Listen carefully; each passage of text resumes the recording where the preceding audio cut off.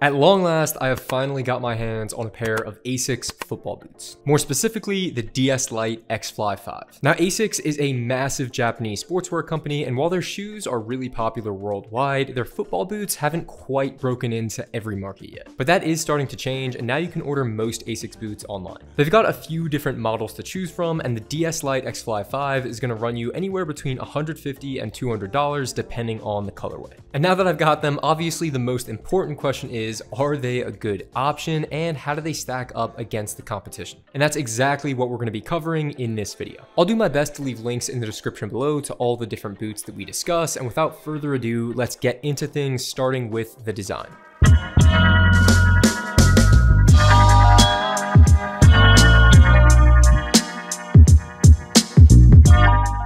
So to kick things off with the X-Fly 5, which is what I'll be calling them in this video since they do have somewhat of a long name, the first thing you'll notice when you get them out of the box is that they have a really soft kangaroo leather toe box. It feels premium to the touch, and I've also noticed it's quite well stitched and well put together. Now I checked and there isn't a whole lot of information on Asics' website describing the different materials used in this boot, but if you look closely you can see that this kangaroo leather toe box does transition to a different material in the midfoot, and I believe just based on feel and my past experience with these boots that this is a synthetic material throughout the midfoot. And if anyone knows the exact material Asics is using throughout the midfoot here, please let me know in the comments below. But what I can tell you is that the synthetic material that they are using here does have a really light stickiness. It's nowhere near what you would find on the Phantom GX2 from Nike. It just has a really light, subtle grip to it that I think adds just a nice touch. Moving on to the back of the boots, the X-Flies are going to have this really soft microfiber suede-like material that also has a decent amount of padding. And then through the center of the boots, you are going to have a traditional U-throat lacing system with a very thin synthetic standalone tongue. This lacing system is obviously going to give you a ton of lockdown, but they didn't stop there. They even added an additional runner's loop lace hole at the front of the boots here,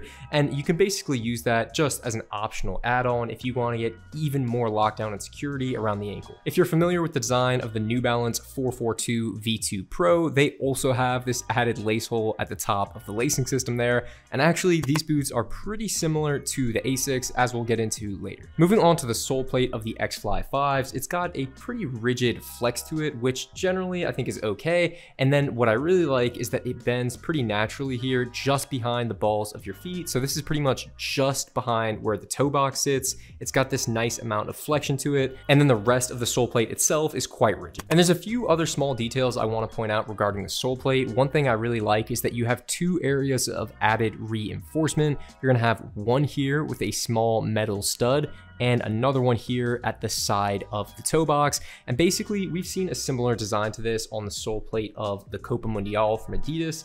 And basically what these added metal studs do is they just add an extra layer of adhesive and connection between the upper and the sole plate. Because one of the most common things that happens to football boots when you play in them for more than a season is that you get sole separation, where over time, especially with the boot on your dominant foot, you're going to notice the upper peels away from the sole plate, and that's for most people usually when they have to get new boots. And when they're reinforced in this way, it can really help prolong the life of your boots. And when you look at the stud pattern used on the X-Fly 5s from the get-go, you may think this is just a simple combination of conical studs, but if you get a little bit closer, you can actually see that each of these studs has 3 indentations, making for a slightly sharper bite to each stud. So they're not just simple conical studs, they're a little bit more aggressive than that. And so far I've actually really enjoyed the design of those studs because they add a little bit more aggressiveness and a bit more traction than your standard conical stud, but I still felt comfortable using these on artificial grass, which I know is a really common question a lot of players have. So I feel like what Asics did here was they took a really simple traditional sole plate design and kind of upgraded it in a few key places. And then finally, because I know some people are interested, the DS Lite X-Fly 5 in a size 10 US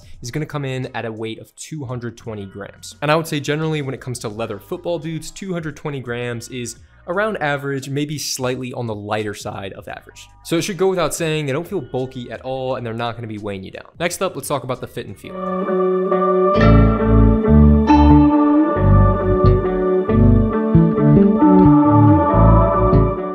So this was my first time trying on a pair of Asics football boots, so I wasn't really sure what to expect. That being said, I have tried on quite a few Asics sneakers before, and I've always found them really comfortable. Back in high school, I used to wear a pair of the Asics Gel Light 3s, and those were one of my favorite sneakers I ever owned. And I know in the running shoe community, a lot of people seem to be a really big fan of Asics, so I kind of knew coming into this review that they had a decent reputation. And overall, I think the X-Fly 5s held up really well to the high standard that the brand has set. Now, as far as sizing goes, I actually picked these up in my standard European size, which is a 44 EU, and that corresponded to a 10 US in these boots. Now, depending on the model, I will sometimes fluctuate between a 10 and a 10.5 US, but I got these in the 10 and they ended up working out perfectly. After getting the boots on, I noticed I had about a half centimeter or less of space between my toes and the end of the boots, but I actually found that that was a good thing because with these boots that have pretty soft leather toe boxes, you have to keep in mind that they stretch over time. So when you first try them on, whether it be in store or if you order them online,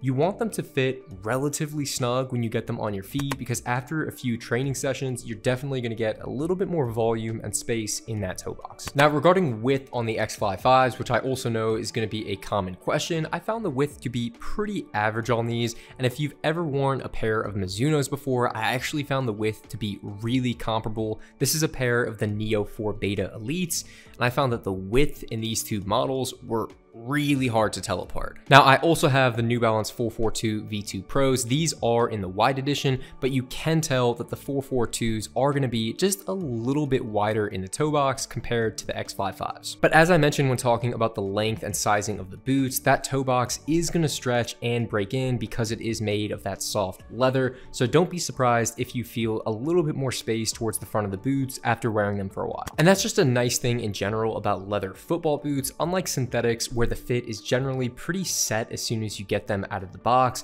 you're definitely going to notice a little bit more of a break-in effect when it comes to leather models. Now, the lockdown on the boots was absolutely amazing. I didn't even take advantage of that added runner's loop that they have towards the ankle there. I found just with the standard lacing system, getting them tight towards the midfoot and the toe box area, you got a ton of adjustability. You can pretty much play around with them, make them a little bit looser towards the base, and then tighten them up at the ankle. However you want to do it, the lockdown from these is great, and I didn't have any slipping whatsoever. And then continuing on the theme of comfort and lockdown, I thought the suede heel liner felt really great against the back of my feet. I didn't notice any pressure points or discomfort, and once again, no slipping at all. So that should cover things for the initial impressions of the fit and feel, so let's move on to what these boots were like to play in.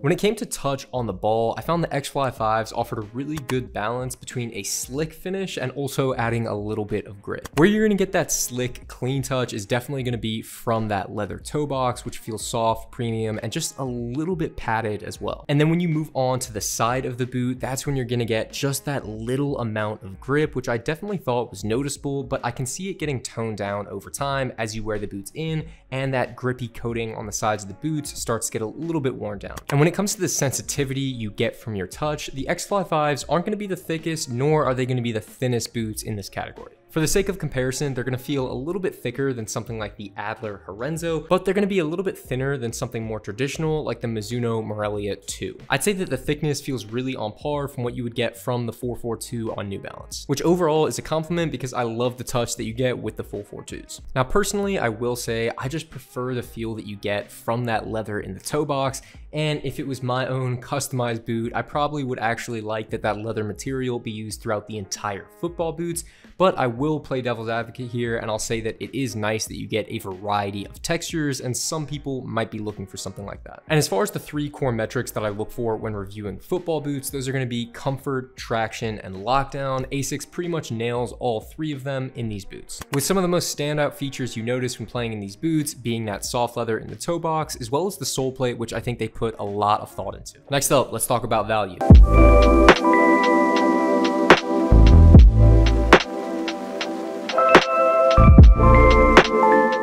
Now, it's hard to tell you a definitive price for the X-Fly 5 because I've seen these retailing for anywhere between $150 and $200. But if you can find them at that $150 price point, I think they're gonna be a really solid deal. Because these do have the build quality of a top-end football boot, and when you look at top-end models from Nike and Adidas, they're gonna retail for around $260, and even some of those made in Japan versions from Mizuno are gonna retail for closer to $300. And speaking of other top-end boots, let's talk about some competition to the X-Fly 5s.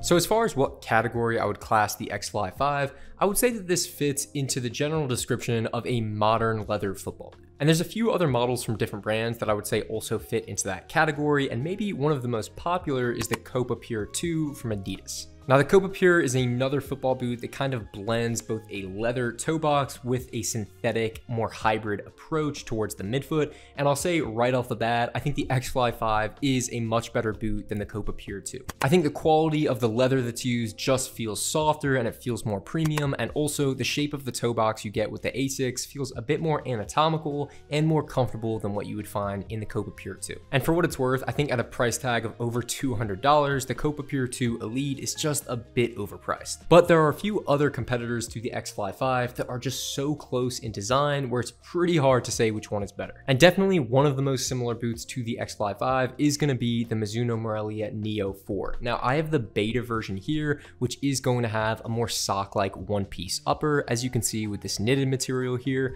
So in theory, the non-beta version, which has a traditional lacing system, just like the Asics, is going to be a slightly closer comparison, but you can tell here, just looking at these boots, they're both going to have soft kangaroo leather toe boxes, they're both going to have a synthetic midfoot that's very, very thin as well, and they both have very premium heel liners to boot. And honestly, in a blind test between these two, I'm not sure if I could tell you which one has higher quality leather.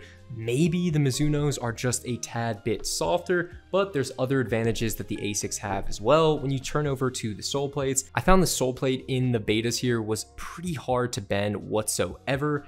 And I think in the X-Fly 5s, you're gonna get a little bit more of a natural snap here towards the base of the toe box, which can just make them a little bit more comfortable to play in. And I also like that you get this added reinforcement to help reduce sole separation over time. And then another football boot that I think is quite similar to the X-Fly 5s is going to be the New Balance 442 V2 Pro. Now, I have these in the wide variation here, but I will say I think even the standard variation is going to have just a little bit more width towards the front of the toe box compared to the Asics. So if width is your primary factor when choosing a new pair of football boots, you may be better off going with New Balance just to get a little bit more volume towards the front of the boots. Now, I will note I had a little bit of irritation in the heel when it came to the 442 V2 Pros, and I think overall Asics does a better job than New Balance here when it comes to implementing a softer, more comfortable heel liner. But the 442 retails for about $130, and the Mizuno Morelia Neo 4 Beta Elite retails for about $150 to $160, and these are both amazing football boots. So the fact that I'm comparing them to the X-Fly 5 definitely means good things for this boot. So to wrap things up, what are my final thoughts?